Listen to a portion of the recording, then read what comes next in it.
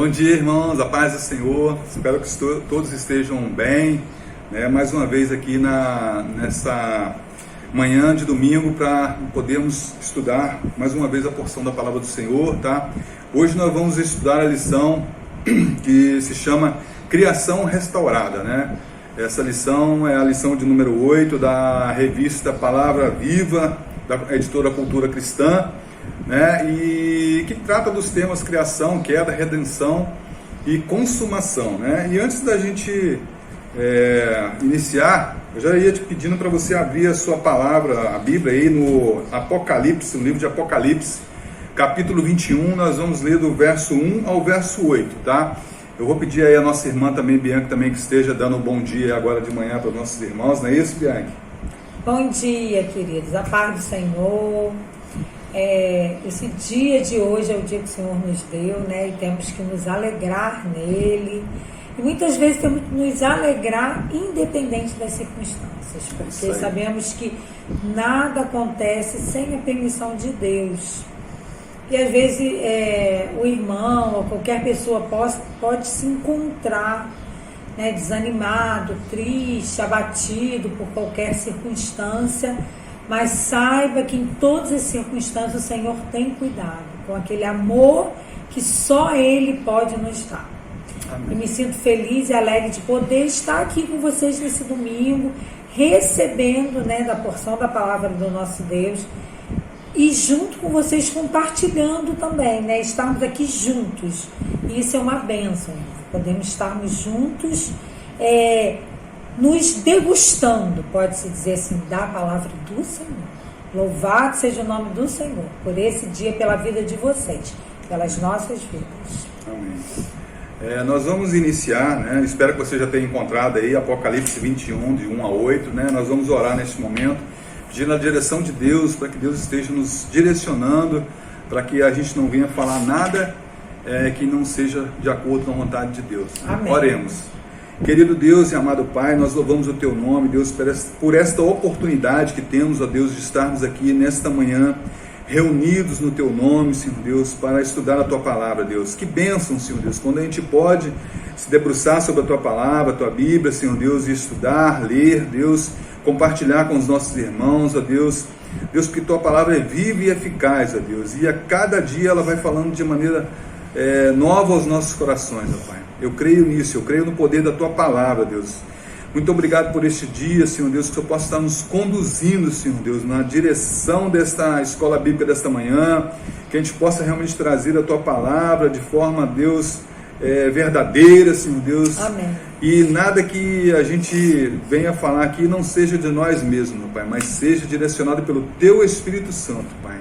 Ó Deus, muito obrigado pela Tua igreja, muito obrigado pelos irmãos que estão neste momento nos acompanhando, Senhor Deus, que eles possam realmente estar com seus corações sedentos, ó Pai, querendo, ansiando por ouvir a Tua palavra nesse dia, Pai. Amém. E acima de tudo, Senhor Deus, que essa palavra possa entrar nas suas mentes, nos seus corações, e que ela possa ser guardada no seu coração para nós não pecarmos contra o Senhor, Pai. Amém. Vivermos uma vida santa e agradável na Tua presença, Pai. Amém. Mais uma vez eu te louvo por esta oportunidade, te louvo por esse privilégio, Senhor Deus, de estar nesta manhã sendo o canal do Teu fluir para trazer a Tua palavra aos nossos queridos irmãos da Igreja Congregacional de Vila Paraíso, Deus. Te louvo, te agradeço, com perdão dos nossos pecados, em nome de Jesus, amém.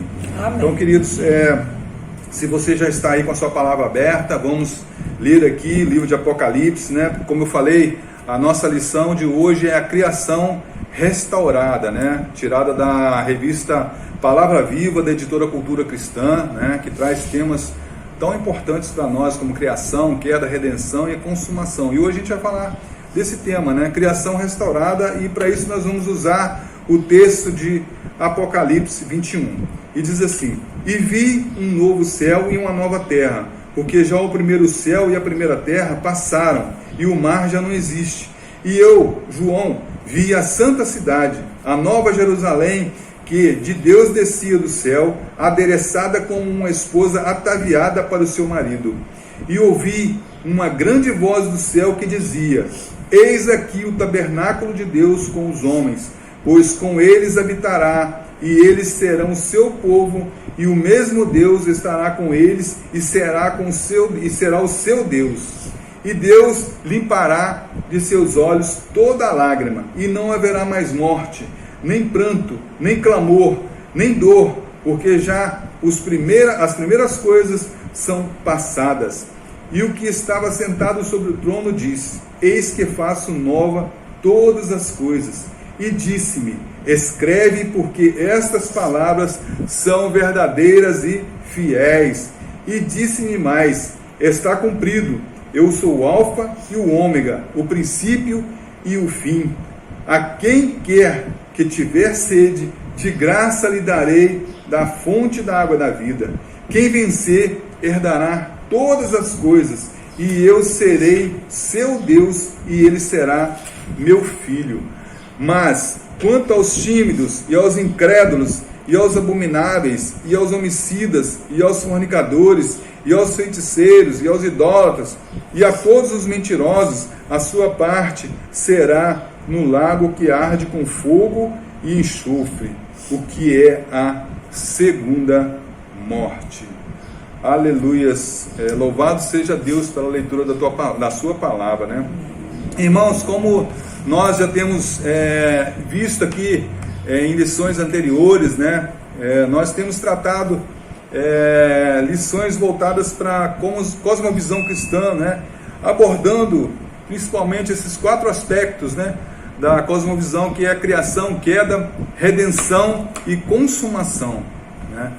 E em tudo isso nós vimos que Deus criou um mundo perfeito, né?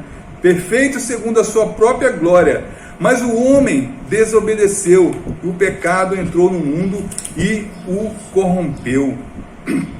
Com a finalidade de redimir o homem e sua criação, Deus então enviou o seu Filho único para morrer na cruz do Calvário.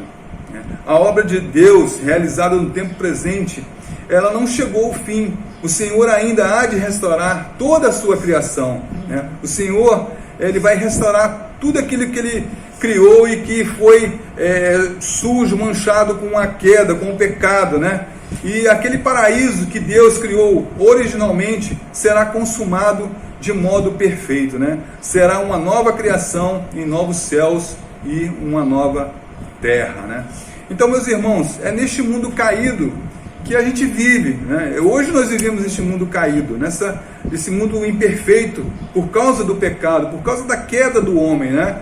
Nós moramos neste mundo, nós nos relacionamos neste mundo, né? Nós temos sonhos, nós desenvolvemos nossos projetos, né?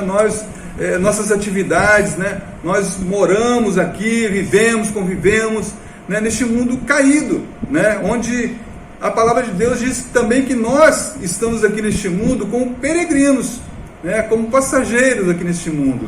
Vivemos aqui como peregrinos, porque a nossa cidade, o nosso alvo, né, é a Nova Jerusalém. Essa mesma Nova Jerusalém que João descreve aqui no Apocalipse 21, né? E lá deve ser o nosso alvo, lá deve estar a nossa esperança, porque é lá que nós vamos morar, né?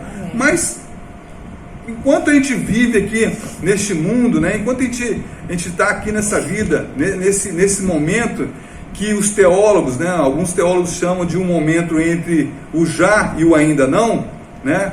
Que é o tema da nossa primeira parte da lição desta manhã, que é esse período que a gente está vivendo entre o já, Cristo já veio, né? Já fez a sua obra, mas essa obra ainda não foi consumada, né? Hebreus 2, versículo 8 vai falar sobre isso, né? Eu gostaria que você abrisse aí a sua Bíblia para acompanhar a leitura aqui com a gente. Hebreus 2, verso 8. Leia para a gente aí, Bianca. Todas as coisas sujeitastes debaixo dos seus pés. Ora, desde que lhe sujeitou todas as coisas, nada deixou fora do seu domínio.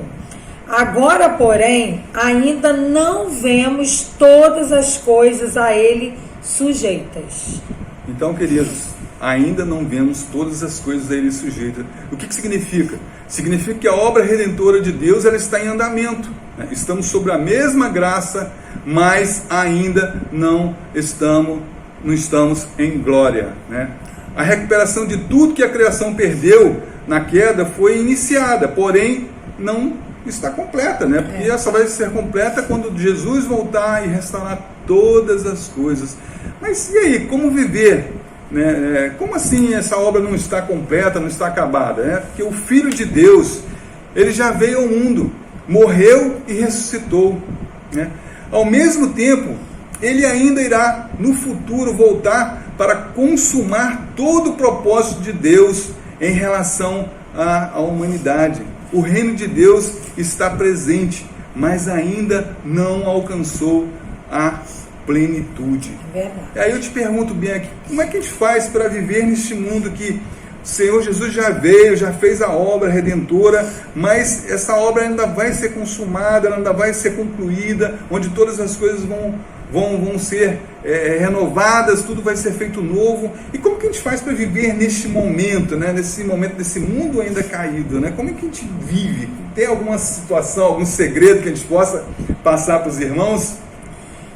Na verdade, segredo não tem, né? Porque Jesus, ele quando veio, né? Quando ele morreu por nós na cruz, ele praticamente deixou para nós como uma receita de bolo, né? Ele deixou aquilo que nós precisamos para viver nessa terra.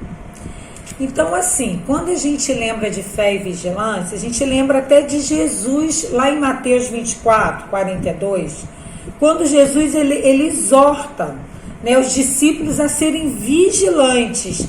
E ele afirmou como? Vigiai, pois, porque não sabeis a que hora há de vir o vosso Senhor. Então, por nós não sabermos o dia, a hora, quando vai ser essa segunda vinda de Jesus, né? E a gente lembra também que na palavra de Deus fala assim, que para Deus um dia é como se fosse 1000 anos, e 1000 anos como se fosse um dia. Então, assim, eu não tenho como falar, Jesus vai vir agora, Jesus vai vir à tarde, Jesus vai vir à noite, pela manhã, porque diz que ele vai vir como um ladrão, porque a gente não sabe quando isso pode acontecer, né? Então, a gente precisa estar vigilante, irmãos, estar buscando o Senhor, estar buscando Ele de coração, estar buscando Ele em santidade. Precisamos também desejar que aconteça essa volta de Cristo, porque quando Cristo vier, é quando nós estaremos com Ele na glória. E isso para nós, muitas das vezes a gente vê a morte como algo ruim, e a morte não é algo ruim. A morte para nós é algo glorioso, porque é o momento que nós nos encontraremos com o Senhor.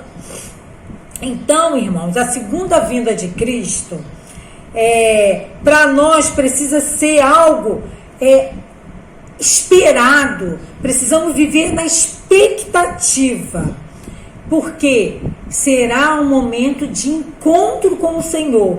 E como estará a minha vida nesse encontro? Como estará a sua vida? Esse é o motivo que nós devemos ficar vigilante, buscando no Senhor, sempre na expectativa de que algo vai acontecer. Esse algo é a vinda de Cristo. E falando em estarmos cheios do Espírito Santo, Jesus ensinou isso quando ele, lá na parábola das 10 virgens, lá em Mateus 25, Jesus, ele o quê? Ele conta o que aconteceu ali com as virgens, né? Umas estavam o quê? Cheias ali com azeite, esperando o noivo. E outras estavam também com azeite, porém não estavam cheias. E isso representa o quê? O crente que está ali preparado para a vinda de Cristo, cheio do Espírito Santo, porque esse azeite significa isso, né? E aquele que acha que essa vinda está longe, não vai acontecer agora, não está nessa expectativa, e ele não se preocupa em estar cheio do Espírito Santo, né? Ele, muitas das vezes, ele vive de qualquer maneira, porque ele acha sempre que ele tem tempo, só que esse tempo, irmãos, pode ser bem curto, esse tempo pode ser agora, esse tempo pode ser daqui 10 minutos, daqui 1 hora, como daqui 10 anos, nós não sabemos, irmãos. Por isso que precisamos ficar na expectativa, vigilantes e principal, irmãos, cheios do Espírito Santo do Senhor. E também, meus amados, nós precisamos estar o quê? Em santidade e em amor, né? Sabendo que o Senhor vem, o Senhor está aqui, o Senhor já é. E quando a gente pensa estar em santidade e em amor, é ser santo, é ser separado, consagrado para o Senhor. A palavra de Deus, ela nos exorta a sermos obedientes e santos em toda a nossa maneira de viver. Né? Lá em 1 Pedro 1, de 13 a 15, ele nos ensina, ele fala sobre essa santidade, que ninguém poderá ver ao Senhor. Então nós precisamos buscar essa santidade. Em Hebreus 12, 14 também fala, né? A santidade é a condição indispensável a quem se diz crente e deseja ir para o céu, ao encontro do Senhor Jesus Cristo. Né? Que jamais venhamos a amar a prática do pecado, pois Jesus está à porta. Né? E o que identifica um crente que vive em santidade e amor? O que identifica esse crente que vive em santidade e amor? O que identifica uma pessoa santa é, antes de tudo, o seu amor sem interesse. Isso identifica uma pessoa que é santa, que vive debaixo dos pés da cruz. Jesus disse: novo mandamento vos dou, que vos ameis uns aos outros, como eu vos amei a vós, que também vós uns aos outros vos ameis.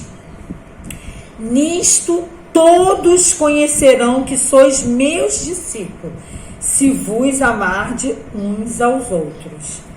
E é o amor, meus amados, é o amor que identifica se somos ou não um cristão. Quem não ama seu irmão não experimentou um novo nascimento. Logo, precisa se converter a Jesus Cristo e nascer de novo. E assim que devemos viver espalhando a vinda de Jesus. Então, vamos entrar no ponto 2 da lição, né? No ponto 2 da nossa lição. Mas, irmãos, antes da gente entrar no ponto 2 da nossa lição, o amor é algo lindo, maravilhoso, que o Senhor dispensa para nós, que o Senhor nos dá, e o Senhor nos envolve tanto com esse amor que a gente transborda com esse amor. E, irmãos, a gente precisa, além de transbordar, demonstrar não só com palavras, mas com as nossas atitudes. O quanto nós amamos, o quanto o amor de Deus é tremendo na nossa vida e constrangedor, a ponto da gente deixar muitas das vezes a nossa vida para viver a vida do nosso irmão, a ponto muitas das vezes da gente não ter, mas buscar para o nosso irmão, a ponto da gente abrir mão de algo em prol do nosso irmão.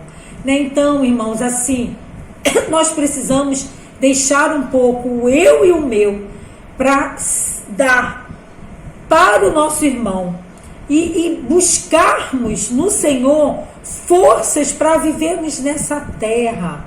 E diante disso, irmãos, transbordarmos em amor, não para eu mesma, mas para que eu possa, com esse amor, servir o meu irmão. Porque isso é agradável. O Senhor se alegra quando nós dedicamos a nossa vida ao serviço dele. E principalmente dedicamos a nossa vida ao serviço para o irmão, para aquele que precisa. Então, irmãos, agora a gente vai entrar no ponto 2, que o nosso irmão Ismael vai estar trazendo aqui para nós.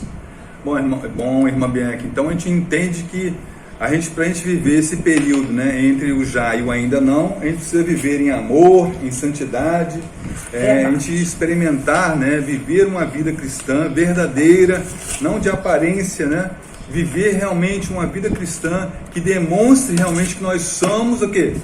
Filhos de Deus. Amém. Então é isso que é importante para a gente viver nesse momento entre o já e o ainda não. Como a Bianca terminou com esse primeiro ponto, a gente vai entrar agora no ponto 2 da nossa lição de hoje, que fala sobre o fim do mundo, né? Já entendemos o que significa para nós, os seguidores de Cristo, a viver pela graça no mundo caído, que está em processo de ser redimido.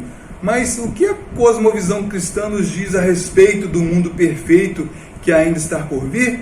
Sabemos que ao morrermos, entraremos na presença de Deus, né? Aqui surgem algumas perguntas, né, que muitas pessoas fazem, muitos até cristãos fazem, né? O que vai acontecer quando eu morrer? Né? O que vai acontecer quando você morrer? Existe vida após a morte? E neste caso, que tipo de vida? Como será essa vida, né? Nós cristãos, né, sabemos que a morte não é o fim, né? A nossa vida presente tem consequências, né, futuras e na eternidade, né? E esse assunto, queridos, mexe profundamente com muitas pessoas, com o ser humano, né? Tanto morrer quanto perder um ente querido, né? E tem muitas pessoas que vivem como se não fosse morrer, fosse viver eternamente aqui nessa terra. E tem aquelas outras pessoas que não gostam nem de falar de morte, né? Porque tem medo do porvir, né? Tem medo do pós-morte, não sabe o que vai acontecer, né? E, queridos, todos nós, com certeza, já passamos pela perda de algum parente querido, de um amigo, de um familiar, e sabemos que nem sempre conseguimos lidar com essa perda, com essa situação. E isso tem um motivo, claro, a gente não saber lidar com isso muitas vezes.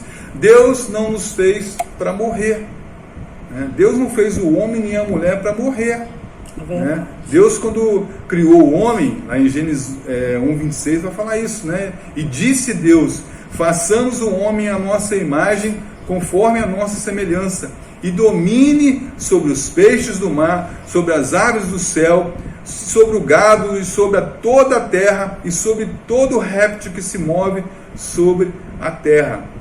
Então, quando a gente diz que o homem foi feito à imagem e semelhança de Deus, estamos dizendo que no homem não havia, quando ele foi criado, não havia pecado, né? Deus criou o homem, né, para que ele provasse do melhor dessa terra. Deus criou a terra para que o homem pudesse provar o melhor dessa terra, o melhor da criação, né? Contudo, né, todavia, no Éden, o homem ele dizia, né, desse projeto inicial de Deus, ele se afasta, ele peca, né? Deus tinha dado ao homem tudo isso gratuitamente e nada havia pedido em troca, apenas que não comesse da árvore do conhecimento do bem e do mal, porque no dia que desta árvore ele comesse, ele morreria, né? Note que Deus ele não falou assim: o dia que dessa árvore você comer, talvez você morrerá. Deus não deixou dúvidas para o homem, né? Deus foi bem enfático, Deus foi bem firme: daquela árvore ali você não coma, porque o dia que você comer daquela árvore ali, certamente morrerás, né? Tudo que o Senhor havia pedido ao homem é que somente obedecesse, né? Que ele poderia comer de qualquer outra árvore do jardim, né? E eu acredito até que Deus, eu tenho certeza que Deus sabia que Adão iria desobedecer. Deus é onisciente, onipresente, onipotente, conhece todas as coisas, né? Mas deixou o homem tomar a sua decisão, né? E o homem, muitas vezes, quando ele toma a decisão e ele erra nessas decisões, ele costuma colocar a culpa em outra pessoa. Não foi assim com Adão, não foi diferente com Adão, né? Aliás, nós aprendemos isso, herdamos isso de Adão, né? Quando Deus vai lá na viração do dia falar com Adão, quando o Adão ouve a voz de Deus, ele se esconde, né? Ele se esconde porque ele viu que ele tinha pecado, ele viu que ele tinha ido contra a vontade de Deus, ele via que ele tinha comido da árvore que Deus o havia proibido, né? E a palavra, então, diz que Deus, ao procurar, Adão se escondeu com vergonha, porque ele estava nu. né? E interrogado por Deus, a primeira defesa que ele usa é: a mulher que o Senhor me deu, me fez comer da fruta, né? Então nós vemos que nesta resposta, de uma só vez, ele estava dizendo que a mulher era culpada, e Deus também era culpado, porque afinal de contas foi Deus que deu a mulher para ele, né? É até interessante que, Ismael, assim, que até hoje nós somos assim, né? Somos assim. Nós erramos, nos escondemos, né? Nós erramos, nunca é nossa culpa, sempre é culpa de alguma coisa ou de alguém, até porque nós temos temos algo em nós que sempre nos autodefende, né? O nosso eu nos autodefende sempre, né? E muitas das vezes, assim, para o Senhor nos perdoar, né, nossos erros, nossos pecados, a gente precisa reconhecer, né? Então não adianta se esconder, não adianta você querer culpar alguém ou alguma coisa. A gente precisa assumir que a culpa é nossa, porque Deus nos dá liberdade para escolher, né? Liberdade para escolhas. Então, dentro dessa liberdade, muitas das vezes nós escolhemos errar, nós escolhemos atender mais o nosso eu do que muitas das vezes aquilo que Deus planejou para a nossa vida, né? Então isso me fez lembrar e me deu o desejo de estar falando isso com os irmãos, né? E é interessante, né, que o pecado, ele tem um preço, né? Ele tem um preço, e esse preço é alto, esse preço é caro, né? Lá em Romanos 6:23, se você pegar a sua Bíblia e abrir lá em Romanos 6:23, vai dizer lá: porque o salário do pecado é a morte, mas o dom gratuito de Deus é a vida eterna, por Amém. Cristo Jesus, nosso Senhor.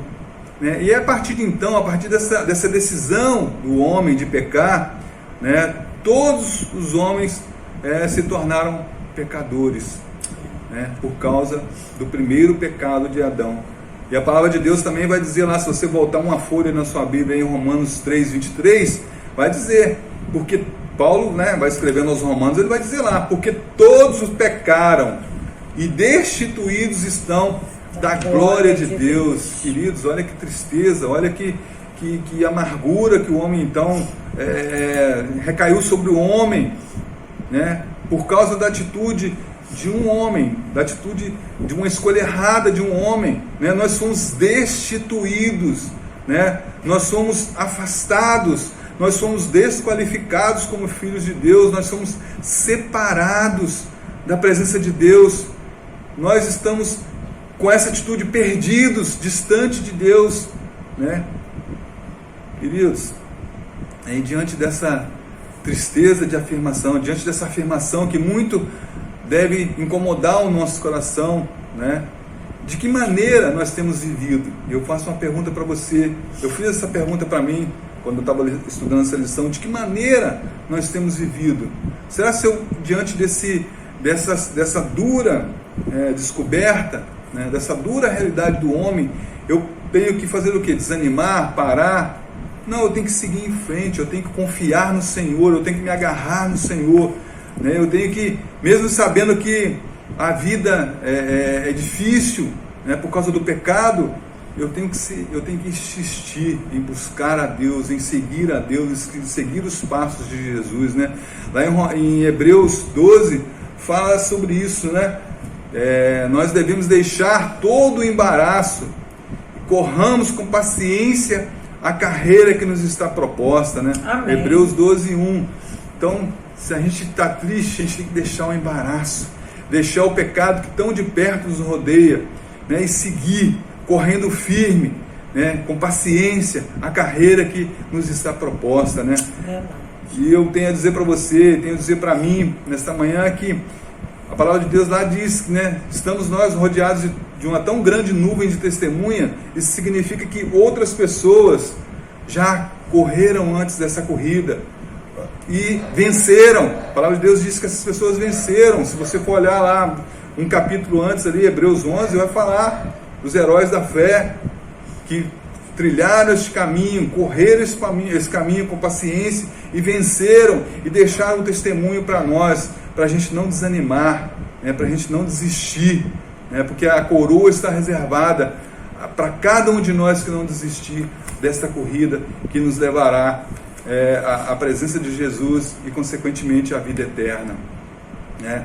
E então, o que mais sabemos sobre o futuro, né, Bel? O que mais a gente pode esperar desse futuro que nós tanto ansiamos pela volta de Jesus, pelo fim do mundo, né? Sabemos com certeza que Jesus virá. A palavra de Deus disse isso lá em João 14:3, né? Se você pegar e olhar, vai dizer aí, né? Fala aí, quando eu for e vos preparar lugar, voltarei e vos receberei para mim mesmo, para que onde eu estou, estejais vós também.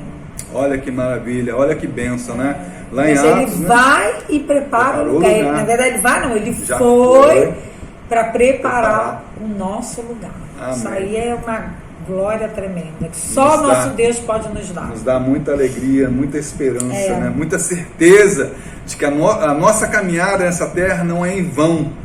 Não é em vão a nossa caminhada, né? Nós temos certeza da vida eterna com Jesus Cristo, né? Na narrativa de Lucas também, lá em Atos 1:11, né, sobre a ascensão de Cristo, quando Lucas está escrevendo, ele fala que 2 anjos apareceu aquelas pessoas no momento da ascensão de Cristo e falou, né?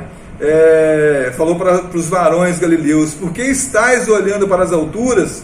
Este Jesus que dentre vós foi assunto ao céu virá do modo como o vistes subir, né? Que alegria imensa, né? Que deixa o nosso coração cheio de esperança por esta volta de Jesus, né? E a volta de Jesus, queridos, ela trará fim a toda esta existência terrena, né?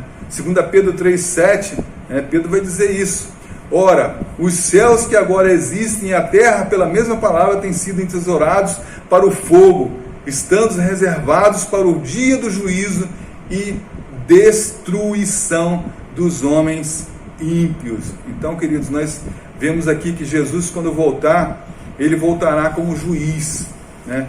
E aí sim haverá correção de todos os males e um ajuste de conta segundo a perfeita justiça de Deus.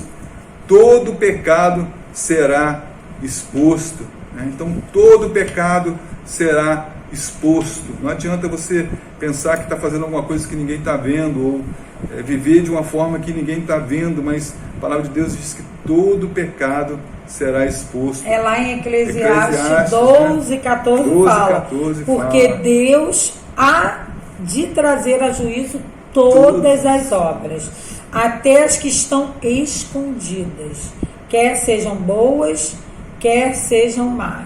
Então, assim, a gente vê que Deus vai trazer todas as nossas obras, todos os nossos feitos, independente se foi publicamente exposto ou não, né? Então, é algo sério, né? Algo para a gente refletir nesta manhã, né? Algo para a gente realmente pensar e mudar de direção, né? Mudar de caminho, né? Se realmente a gente tem feito alguma coisa que aos nossos olhos parecem estar ocultos, né? Naquele dia não estará oculto, querido, né? Lá em 2 Coríntios 5:10 também fala, né, Bianchi?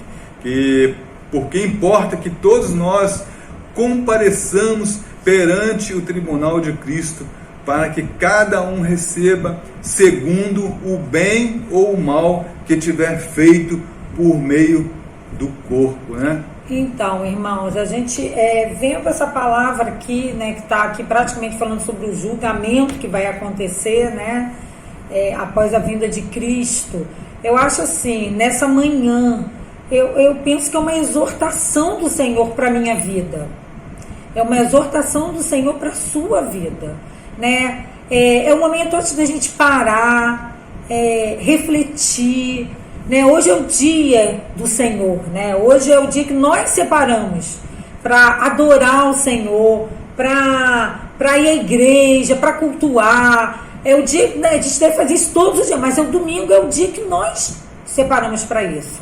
Então, acho que é o dia que a gente também precisa separar para sondar o nosso coração e ver se há em mim, ver se há em nós algum caminho mau.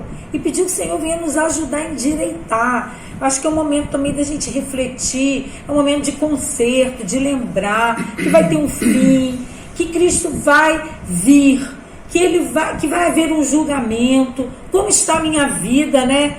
Aqui diz que tudo vai ser exposto, tudo que eu venho fazendo, né? Seja bom, seja ruim, Jesus vai trazer isso, né?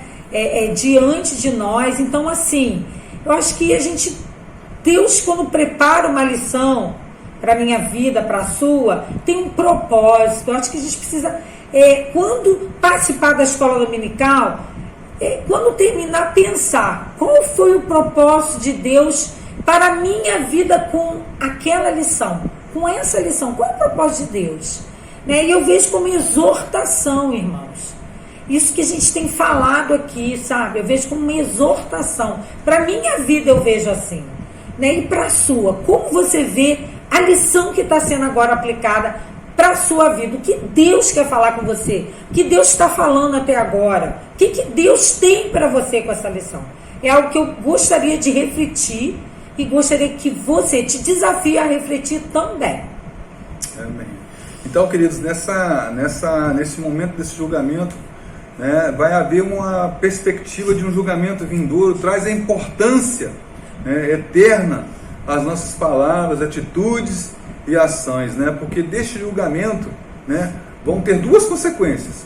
Ou você, né, que em nome de Jesus não seja no nosso caso, né, para aqueles que lá em Apocalipse 21:8 diz, né, que faz menção a esses rebeldes que não herdarão a vida eterna, né, herdarão o fogo do inferno, o lago de fogo ardente, ou, né, a salvação eterna para nós, né, que nos arrependemos dos nossos pecados, que confessarmos a Jesus Cristo como nosso Salvador, né, nós sim, né, aí sim, né, teremos a nossa salvação eterna, teremos o nosso lugar garantido. A palavra de Deus nos garante isso ao lado de Jesus, né, porque o julgamento final ele demonstrará tanto a justa santidade de Deus, né, como a misericórdia graciosa de Jesus Cristo. Jesus vai nos julgar de acordo com a sua santidade, né, e também usará de misericórdia para com as nossas vidas, né? Irmãos, aproveitando a fala do nosso irmão Ismael, que ele falou aqui o quê? Da perdição eterna e da salvação eterna. Me veio à mente assim: nada que você tenha feito, pior que seja, caminhos errantes que você tenha andado, coisas terríveis que você tem feito, você fica desanimado, você não tem mais vontade de seguir a Jesus, você não tem vontade de orar, você não tem vontade de pegar a palavra e ler, você está extremamente desanimado porque a vida tem te consumido. Mas eu te falo agora, irmão, Deus quer salvar a tua vida, Deus quer salvar a vida da tua família, Deus quer salvar a vida do teu vizinho, do teu filho, da tua esposa, do teu esposo. Deus quer salvar a tua casa. Deus quer salvar o teu amigo, o que está à tua direita, o que está à tua esquerda, teu colega de trabalho, o teu vizinho. Deus quer salvar. Jesus não morreu em vão, ele morreu porque ele quer fazer tudo isso. E eu te digo, meu irmão, não fique desanimado. Não fique triste, não fique abatido porque você pecou, porque tem pecado, porque tem errado. Não, hoje é o dia que o Senhor te deu. Hoje é o dia que o Senhor te deu para corrigir a tua vida. Hoje é o dia que Deus te deu para você se voltar para Ele. Pegar a Bíblia assim, lê-la, ajoelhar, orar, chorar.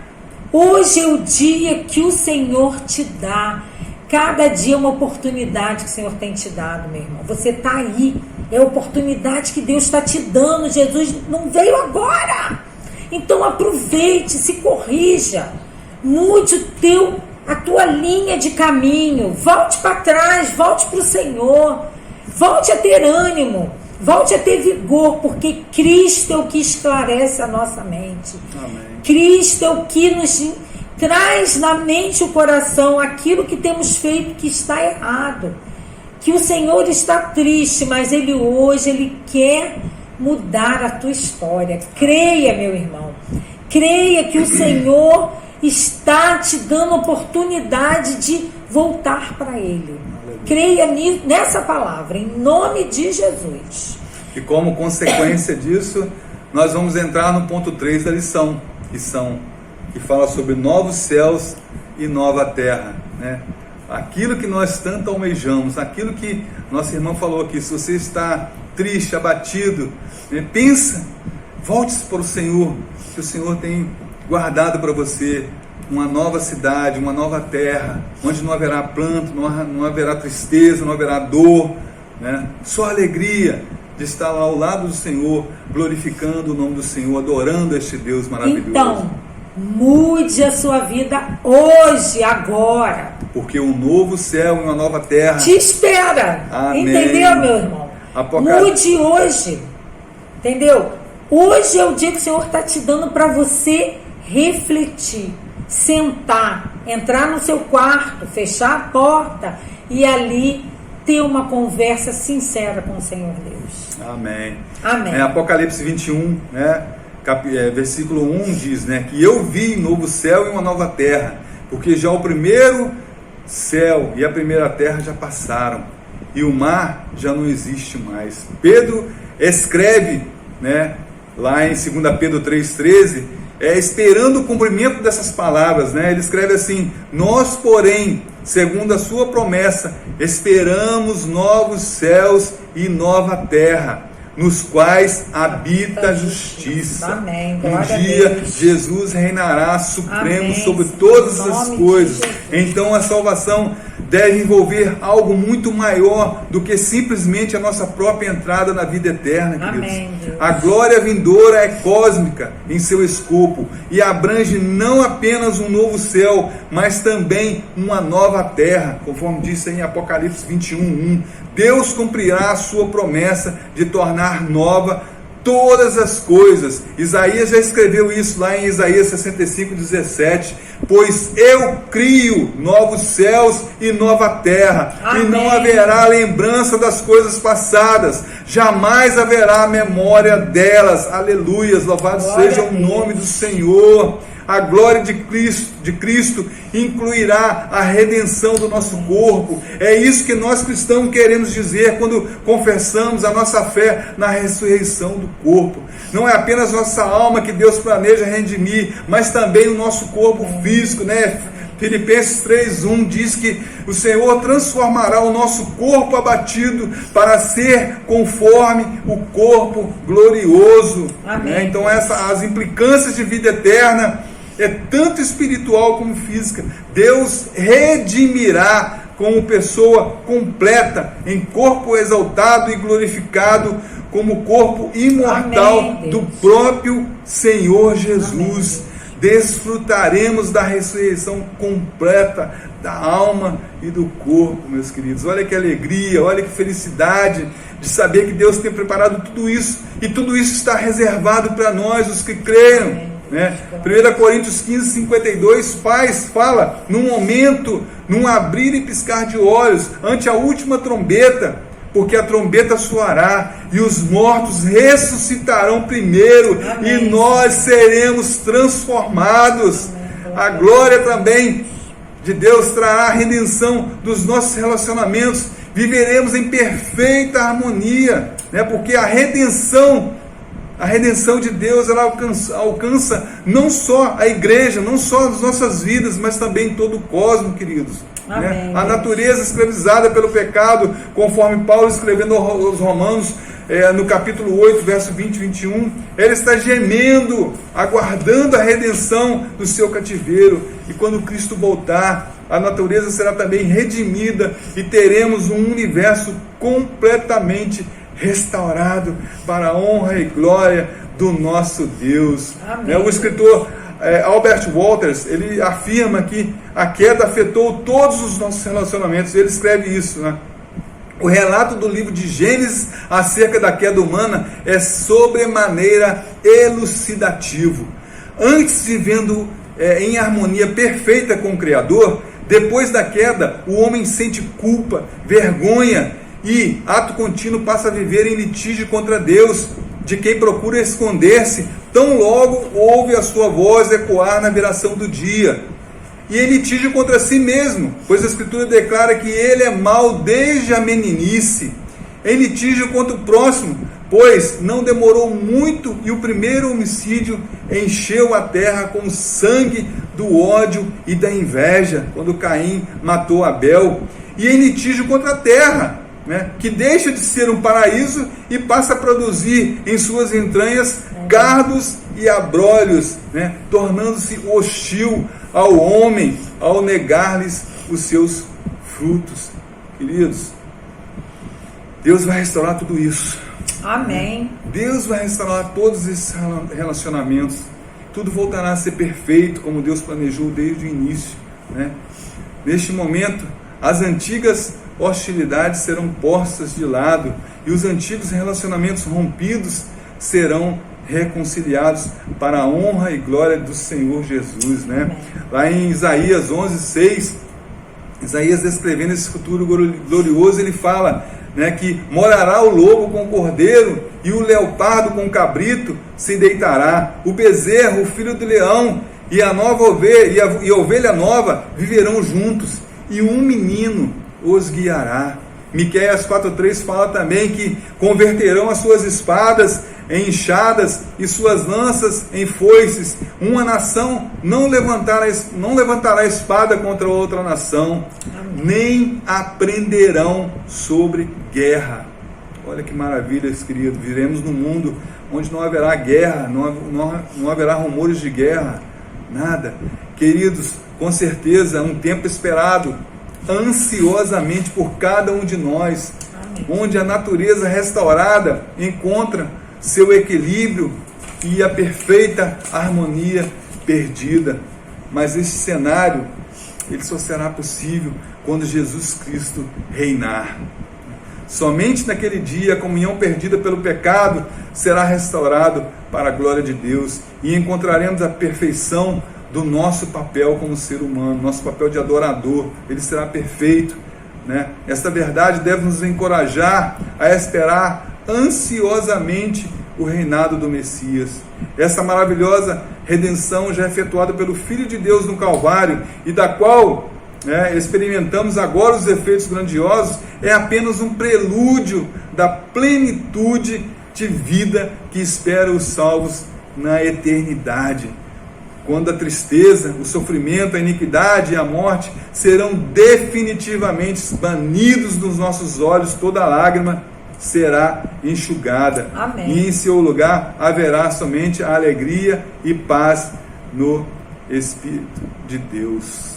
Irmãos, eu não sei quanto tempo teremos que aguardar, mas o que é mais importante a respeito do nosso destino eterno é o próprio Deus.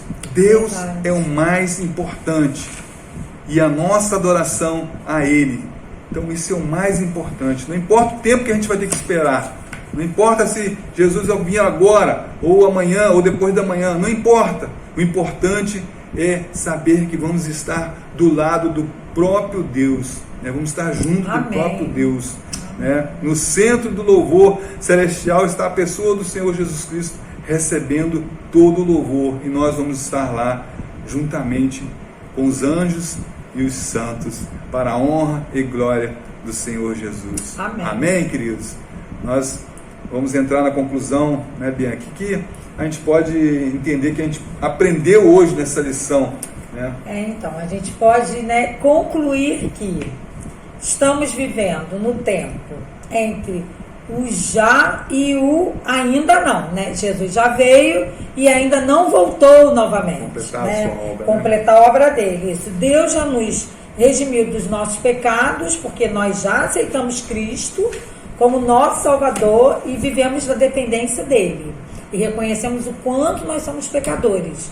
E o Senhor nos libertou da eternidade de sofrimento, nos salvou.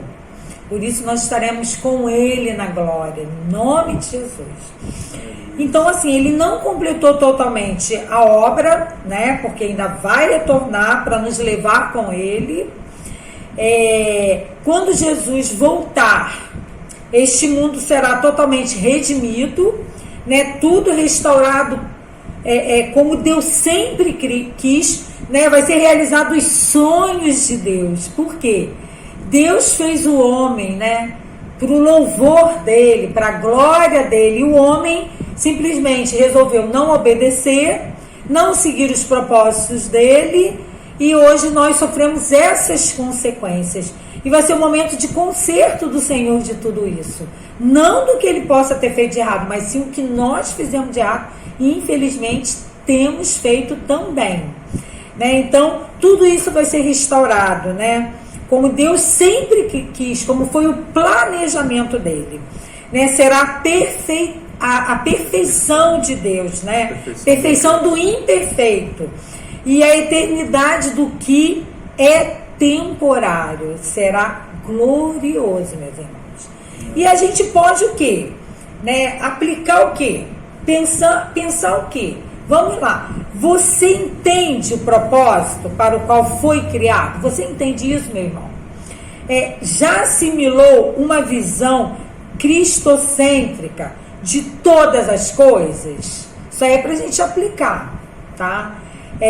Está engajado em glorificar a Deus? E aí, meu irmão, você está engajado nisso? Ou está engajado em ficar só reclamando da vida e reclamando da situação do país e reclamando das coisas que vêm sobre sua vida ou daquilo que seus olhos veem?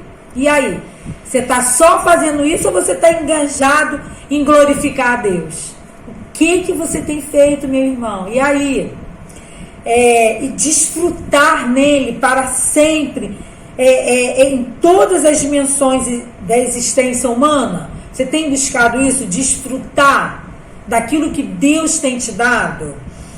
De maneira prática, como você tem se preparado para se encontrar com Jesus e estar com Ele eternamente em glória? Como que você tem se preparado? Isso é uma boa pergunta. Você é aquele que levanta todo dia e a primeira coisa, eu vou agora falar com Deus. Depois de eu falar com Deus, agora eu quero que Deus fale comigo. Aí você pega a Bíblia e começa a ler e Deus começa a lhe falar. É assim a sua vida, irmão? Ou você já começa... Meu Deus, eu tenho tanta coisa para fazer hoje. Ai, acordei tarde, acordei atrasado. Deixar todo embaraço. Você tem se embaraçado com as coisas da vida? Ou você tem focado no alvo que é Cristo?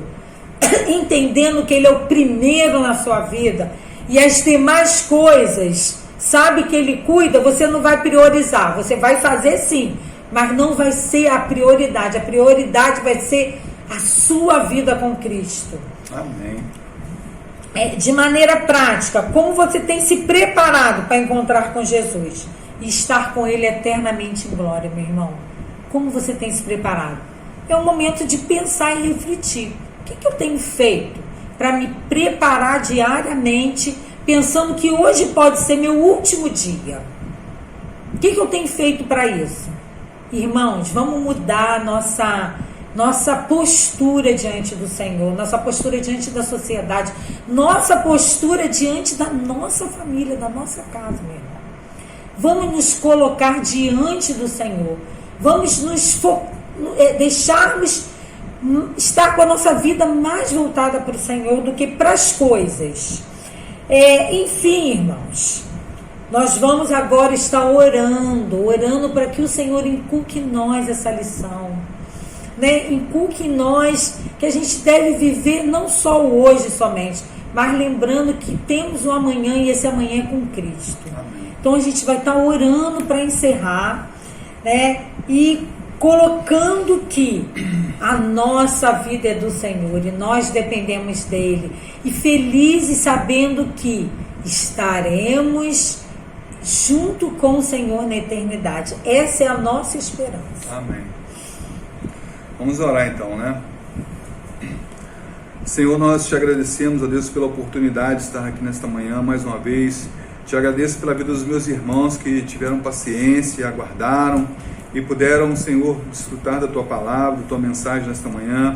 Peço que o Senhor abençoe a vida de cada um deles, ó Pai. Amém. Derrame sobre ele a Tua graça, a Tua misericórdia, Pai, para que eles venham sempre, ó Deus, se manter firmes e constantes, sempre abundantes na obra do Senhor, Pai, sabendo que essa batalha, essa luta não é em vão no Amém, Senhor, Deus. não é em vão no Senhor, Pai. Amém. Nós acreditamos nessa promessa, Pai, e nos mantemos, ó Deus, nos manteremos firmes, ó Deus, na promessa de que Cristo um dia voltará para nos buscar, nos restaurará, para vivermos Amém, a plenitude de vida com Jesus Cristo na glória para todos sempre, Pai. Muito obrigado mais uma vez por esse dia, Deus. Mais uma vez, ó Pai, perdoa os nossos pecados, abençoe cada um irmão, Deus, abençoe Amém, a nossa Deus. igreja, abençoe essa escola bíblica dominical, Amém. que tem se preocupado, Senhor Deus, em trazer lições que realmente faz nos refletir, faz-nos, ó Deus, ter uma mudança de atitude, uma mudança de propósito, Deus. Muito obrigado por esta lição, muito obrigado por esta linha de pensamento adotada Amém, pela direção da escola dominical da nossa Amém, igreja, Pai. Eu te agradeço pela vida deles, te agradeço pelas nossas vidas, ó Pai. Amém, Muito obrigado, Jesus. que logo mais possamos estar novamente na tua casa para cultuar, adorar e louvar o teu santo nome, Alguns Pai. em casa, Porque este é o propósito para o qual nós somos criados, ó Deus, adorar o teu santo nome, Pai. Amém. Muito obrigado mais uma vez por esse dia. Esta é a minha oração. Abençoa a vida dos meus irmãos, em nome de Jesus. Amém, Senhor. Qual o nosso moto? Escondi A tua palavra no meu coração, para eu não pecar contra ti. Salmo 119, 11. Beijão, irmãos. Tchau, irmãos. Fica na paz do Senhor. Amém.